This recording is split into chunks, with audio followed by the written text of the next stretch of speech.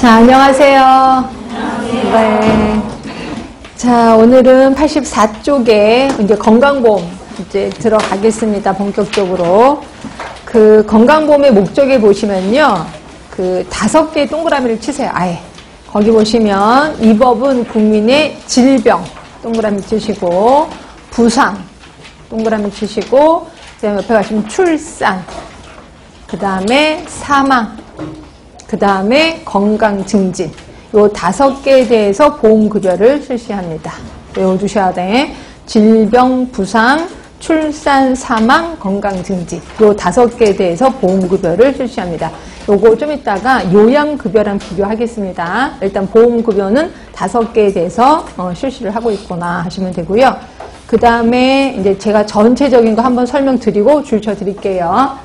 자, 우리 건강보험 하면은 꼭 3자가 존재합니다. 그래서 여기 공단, 우리 보험자라고 표현해요. 공단입니다. 그리고 보험자가 있으면 피보험자가 있겠죠? 피보험자. 피보험자를 다른 말로 가입자라고 표현합니다. 가입자. 그리고 요양기간이 있습니다. 3자가 존재한다고 해서 3자 지불제도라고 하는 거고요. 자, 이 중에서 피보험자는 보험자한테 달달이 보험료를 지불합니다. 보험료를 지불. 그리고 나면 보험증이 나올 겁니다. 그 보험증 갖고 요양기관에 가서 치료를 받아요. 치료받는 거를 우리는 요양급여를 받는다. 이게 요양급여. 그리고 그냥 나오는 게 아니라 우리가 돈 4천 몇백 원 돈 낼 겁니다. 그거를 우리는 본인이 일부를 부담한다. 그래서 본인 일부 부담이라고 표현해요. 그리고 나머지 돈을 요양기관이 누구한테 청구하냐면 심평원한테 청구를 합니다. 심평원이 또 하나 있어요. 그래서 심평원한테 청구를 해요. 그러면 심평원에서 그 돈을 심사하고 평가를 합니다. 그리고 이거를 자, 요것만 받으세요라고 통보를 해요. 항상 깎아요. 그래서 통보를 합니다. 그리고 이것만 주세요라고 공단한테도 통보를 해요. 그러면 그 돈을 보험자인 공단이 주고 있다. 지불하고 있다. 그래서 둘 간의 관계에 3자가 돈을 준다 해서 3자 지불제도 이렇게도 표현하고 있습니다. 자, 그러면 이 중에서 이제 피보험자부터 얘기하겠습니다. 피보험자는 우리나라 피보험자는 크게 둘이에요. 하나가 직장가입자가 있고 또 하나가 지역가입자가 있어요. 자, 그리고 지역가입자는 또 다시 둘로 나뉘어요. 어떻게? 그렇지. 세대주, 세대원으로 나뉘어요. 여기까지가 피보험자 가입자입니다. 그러면 누가 빠졌냐면 우리 아빠가 조그만 구멍가게를 해. 그럼 우리 아빠는 세대주가 되는 거죠. 지역가입자 중에서. 나머지 식구들은 세대원이 되는 거예요. 근데 우리 아빠가 직장에 다녀. 그럼 우리 아빠는 직장 가입자겠죠. 그럼 나머지 식구들 어디 갔어요? 나머지 식구들. 피부양자라고 표현하고 있습니다. 피부양이란 피보험자가 아닙니다. 결국 피보험자 및 피부양자 이렇게 얘기하는 거예요. 그리고 피보험자는 가입자가 아니에요. 그렇죠? 그냥 떨거지 이렇게 보시면 될 것 같고요.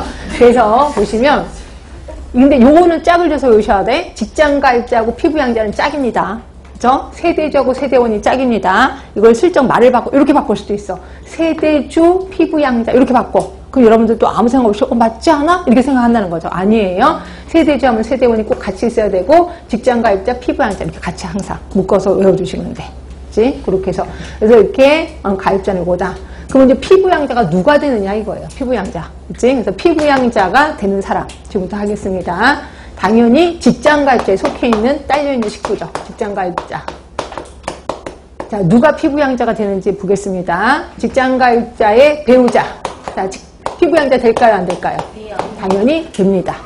자, 직장가입자의 위. 직계존속이라고 표현합니다. 자, 직계존속 될까요? 안 될까요? 피부양자. 됩니다. 당연히. 직장가입자의 자식을 직계비속이라고 합니다. 여러분 걱정돼서 물어보는 건데 직계비속이 딸, 아들만 될까요? 손자, 손녀도 될까요? 손자, 손녀도 됩니다. 다 됩니다. 그 밑에. 자, 직계비속 될까요? 안 될까요? 피부양자. 당연히 됩니다. 그러면 직계비속의 배우자. 자, 누군지 아시지? 며느리 사위를 얘기하는 거죠? 될까요? 안 될까요? 됩니다. 됩니다. 다 됩니다. 그리고 배우자의 직계 존속 될까요? 안 될까요? 예, 됩니다. 장인, 장모, 시어머니, 시아버지 다 됩니다. 배우자의 직계 비속 될까요? 안 될까요? 됩니다. 다 됩니다. 데리고 온 자식 다 해줍니다. 그러면 직장 갈 때 배우자의 직계 비속의 배우자 됩니다. 다 됩니다. 다. 그리고 직장 가입자의 형제, 자매 될까요? 안 될까요? 됩니다. 됩니다. 근데 요번에 요게 또 블랙홀가 걸렸죠. 뭐예요? 30세 이전까지는 됩니다. 30이 넘어가면 그 다음부터는 안 해줘요. 예전엔 결혼하면 안 해줬는데 이제는 결혼하든 안 하든 30세가 넘어가면 아예 안 됩니다. 하여튼 기본으로 해주긴 해주는구나. 결국 한 사람만 직장에 다니면 이렇게 많은 사람이 다 피부양자가 된다는 거죠. 되게 좋겠죠? 좋을 게 뭐가 있어? 다 지금 놀고 먹고 있는데 지금 뭐가 이거 다 놀고 먹고 있는 겁니다. 그래서 하여튼 다 해준다. 이렇게 피부양자 기억하시면 되고, 자, 우리 여기까지 한번 줄 쳐볼게요. 자, 건강보험 적용 대상자, 국내에 거주하는 국민은 건강보험의 가입자 또는 피부양자가 된다. 그래서 피부양자는 가입자에서 항상 이렇게 제외되고 따로 떨어뜨려 놓고 있습니다. 결국 국내에 거주하는 국민은 반드시 건강보험 적용 대상자야. 그래서 우리 강제 가입이라고 표현했고요. 그런데 아닌 사람도 있긴 하네. 누가 아니냐면 동그라미 1번. 의료급여를 받는 사람은 제외된대요. 왜? 이 사람들은 의료급여를 받으면 되잖아요. 그래서 제외되는 거고, 2번 독립유공자 등도 제외되고 있습니다. 독립유공자.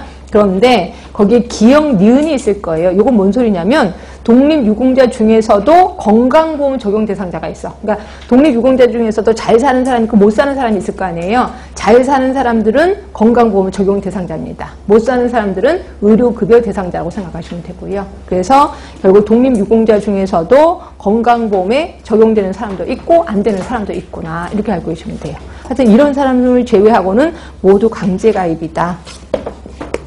자, 옆에 가신 방가루 3번입니다. 가입자의 종류, 직장가입자와 지역가입자로 구분된다 라고 얘기를 했고요. 자, 동그라미 2번은 그냥 슬쩍 넘어갑니다. 자, 반가루 4번. 자, 피보험자의 자격 취득 시기. 가입자는 국내에 거주하게 된 날 직장가입자 또는 지역가입자의 자격을 얻는다. 국내에 거주하게 된 날 무조건 취득을 하게 돼요. 자, 그리고 동그라미 3번 보시면 거기 14일이라고 눈에 보이시나요?